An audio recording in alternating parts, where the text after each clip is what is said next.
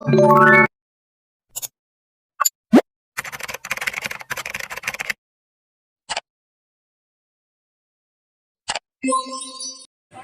American architecture. The South American architecture is greatly influenced by the local indigenous cultures, and it is most notable in the craftsmanship of the decorative carving and plasterwork. The pervasiveness of the original culture is manifest in the spirit of the decorative planar relief and the mystic renderings of vegetation and classical motifs that are closer in spirit to early Romanesque carving. By the end of the 16th century, many of the major cities now existing in Latin America had been established. These cities shared a grid plan featuring a large, open squares defined by a cathedral and other institutional buildings. In South America, concrete is one of the most prevalent building materials because of its simple ingredients, ability to be mixed on site, relatively low cost, and resistance to bugs, mildew, or fire. South American architects have great climates and dreamy landscapes to work with. However, they face the task of working in places with social, economical, and political problems. A way of tackling problems is through society-focused architecture, design, and urbanism. Obstacles serves as an opportunities to improve and innovate. With such a mindset, projects turn out outstanding and locally and globally recognized. Architecture in the new independent republics, 1810 to 1870. New institutions of the republic were built, using the neoclassical model, and the cities expanded outside the colonial grid, using the French model of the three-lane boulevard. In Mexico, the Plaza de Toros and the Penitenciary by Lorenzo de la Hidalga. In Colombia, the construction of the new building for the capital in Bogotá by Danish architect Thomas Reed. It is also one of the finest examples of this period. It is an austere building faced in a quarry stone, providing space for all the institutions of the state, including the Congress, the Supreme Court, and the executive branch. And in Peru, the new Cathedral of Arequipa by Lucas Poblit that incorporated the triumphal arch motif and to its facade. In Bolivia, the Municipal Theater and Government Palace by Jose Núñez del Prado. In Chile, the Santiago School of Architecture was founded in 1849 by the Frenchman Brunet de Vines. In Argentina, the new design of the facade of the Buenos Aires Cathedral and a neoclassical variation on the facade of the Parthenon by Prosper Catelyn. In Brazil, Grand Jean de Montaigne designed the new Academy of Fine Arts, Municipal Market, and the Plaza of Commerce. Academic architecture, 1870 to 1914. Whereas that the academic architecture is perhaps one of the areas of architectural design, where the connection between design elements and identity is most readily identifiable, and architects abandoned the strict neoclassicism of the earlier epoch for a more eclectic and random use of classical elements, centered on the use of cupolas and great semicircular thermal windows. The finest building of this period is the Colón Theater and Buenos Aires by Tamburini. The Teatro Colón, which is the main opera house in Buenos Aires, Argentina, and it's considered one of the 10 best opera houses in the world by National Geographic. Also, it is one of the most important opera houses in the world. The reaction against academic architecture in 19,000 to 1929, characterized by the exhaustion of the eclecticism of the late Beaux Arts and the need for new models that were not based on a combination of classical elements. Art Nouveau is characterized by the use of a long, sinuous, organic line drawn from nature and used to produce a highly ornamental decorative design. One of the first buildings in Latin America to exhibit Art Nouveau elements is the Palace of Fine Arts in Mexico City by Adamo Bovary. It is an example of the aforementioned eclecticism of the late Beaux Arts period and includes several Art Nouveau elements, notably fan-shaped windows, curvilinear handrails, and an opalescent stained glass window by Louis Comfort Tiffany. Other examples are the Pavilion of Paraguay in the Centenary Exhibition of 1910 in Buenos Aires by Victor Horta, the House at Rua do Racel in Rio by Antonio Verzi, and the Fuenza Theater in Bogota designed by Arturo Tapias and George Munoz. Modernista is a movement in architecture originated in Barcelona during the last third of 19th century. It is characterized by the use of new technologies to create organic forms.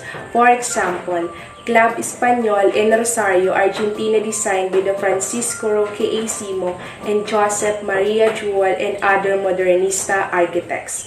This elegant structure has a grand central hall covered with clerestory windows made of wrought iron, while its exterior facade is made of the carved stone with the large sculptural reliefs. Nationalist architecture, the attempt to define an American style based on their pre-Columbian heritage. Example, the Pavilion of Mexico designed for the World Exposition of 1989 in Paris by Antonio Peñafiel. This pavilion is an eclectic interpretation of Aztec architecture based on contemporary archaeological expeditions. Art Deco, a geometric decorative architecture that is preferred style throughout the Americas for commercial ventures, such as theaters and office buildings. This decorative style incorporated Cubist sensibilities for the prismatic within a rectilinear framework of corners and pyramidal volumes, while avoiding the previous floral motifs of Art Nouveau. Example, the Banco de Santander and the Casa del Teatro in Buenos Aires, designed both by Alejandro Verasoro. The birth of modern architecture, 1929 to 1965. In Brazil, the first works of modern architecture in Brazil were a series of houses built in Sao Paulo by the Russian immigrant Grigory Warchavchik. His house on Rua Santa Cruz is a stark composition of plain white cubic forms whose lines are softened by the extensive use of tropical plants. While in Mexico, during the 1930s, when the political and economic reconstruction of Mexico was underway, modern architecture seemed more suitable for the reconstruction of the schools, hospitals, and public housing of the new state than did the previous neo-colonial style. For example is the Institute of Hygiene in Bojutla, Mexico by Jose Villagran Garcia. In Venezuela, as did the rest of Latin America, Venezuela saw the beginning of modern architectures in 1930s with Art Deco. Examples of these are government buildings in Caracas, the new City Hall by Gustavo Wallis and the Ministry of Public Works by Carlos Guinad Sadas, and the Museum of Fine Arts by Carlos Raúl Villanueva.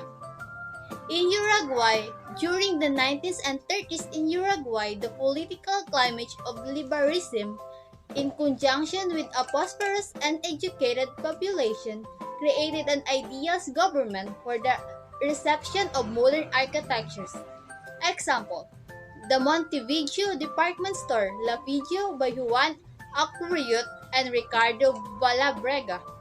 In Argentina, by the time of Le Corbusier's Buenos Aires lectures in the 1929, there was already a group of Argentine architects working in the modern vocabulary. Example, the La Mansion Gallery in Buenos Aires by George Calnay. Contemporary Architecture, 1965.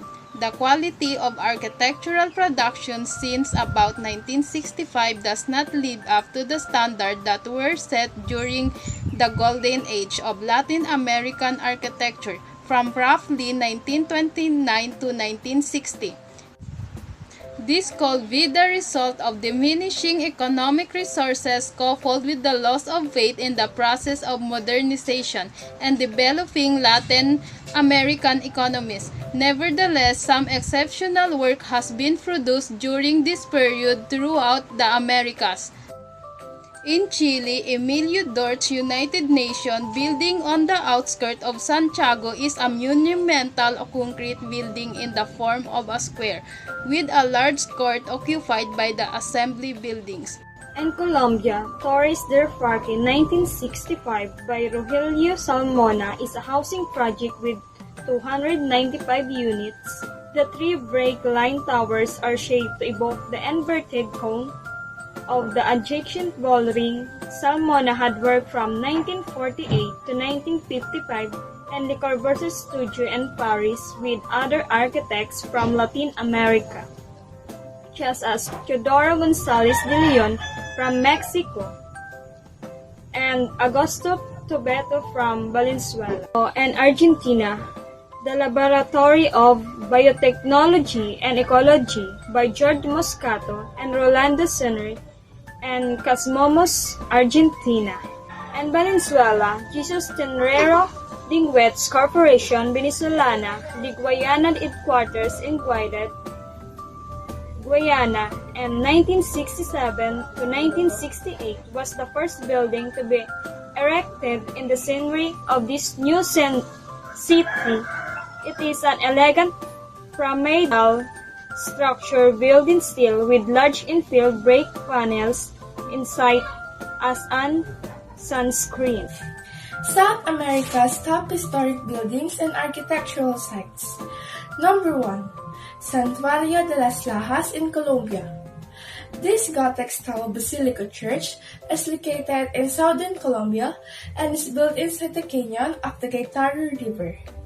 This iconic structure has truly a breathtaking architecture in addition to its beautiful surroundings.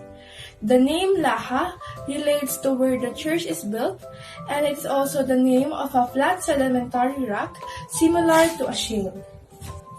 Number 2. Machu Picchu in Peru.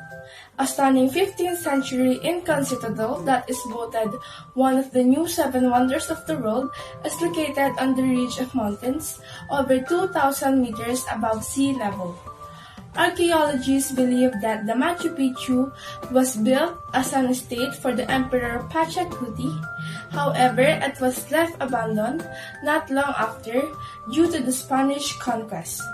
It has 3 primary structures, namely the Intihuatana, the Temple of the Sun, and the Room of the 3 Windows. Teatro Amazonas in Manaus, Brazil. Known as the Amazon Theater, this stunning opera house is situated in the center of the Amazon rainforest. The unlike position of this building make it all the more beautiful, in addition, of course, to its Renaissance revival style with a beautiful, intricate Montessori work. The theater was built by wealthy barons of the rubber trade using Europe's most talented architects and craftsmen. The theater is now the home to the Amazonas Philharmonic Orchestra after being closed for the previous 70 years. Florentino in Salvador, Brazil. Known as the historic center of Salvador de Bahia, Florentino Portuguese for Filori. The Largo in Florentino is a triangular covered area bordered by the pastel-painted colonial homes and churches where the whipping post for slave punishment once stood. Christ the Redeemer in Rio de Janeiro, Brazil. Brazil's most famous and iconic site that sits atop the peaks of Mount Corcovado, overlooking the city of Rio de Janeiro, and is considered one of the new seven wonders of the world. It is also a symbol of Christianity across the world. The reinforced concrete and soapstone monument is a cultural icon with almost 2 million visitors annually. Copacabana Fort in Rio de Janeiro, Brazil.